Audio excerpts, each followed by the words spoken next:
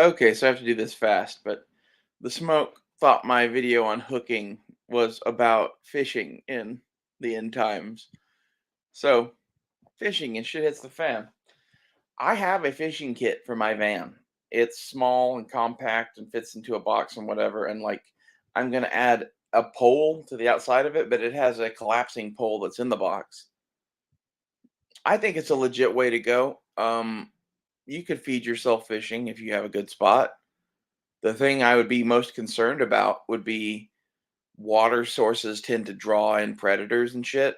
And like,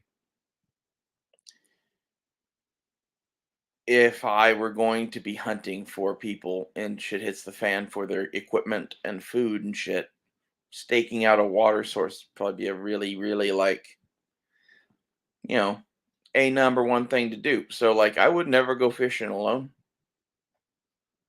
And unless you're out in like the middle of nowhere, if you're out fucking 400 miles in the backcountry someplace, go for it. But like, if you're anywhere near a population center, I would be very leery of any source of fresh water, especially if it's clean enough to have fish in it. Um, other shit. Uh, you can do traps and trot lines and shit for fish. Those would be a better bet, I think. Those are basically you get a big fucking like thing of bank line and put a leader on it of some, you know, monofilament with a big ass float and a it's kind of like a Christmas tree looking thing of hooks with bait on it. It's called a trot line. It's you could do that, or you could do like I said, a fish trap, and you can look up fish traps. They're kind of situational, and usually involve a river. So if you're at like a pond, they don't work at all. Trot line is something that you can carry with you pretty much and just deploy. I would look into those. Um, the other thing that I would definitely have is some sort of a way to keep fish alive, like a live well or something like that. Because like it would be badass to have fresh fish whenever you wanted it.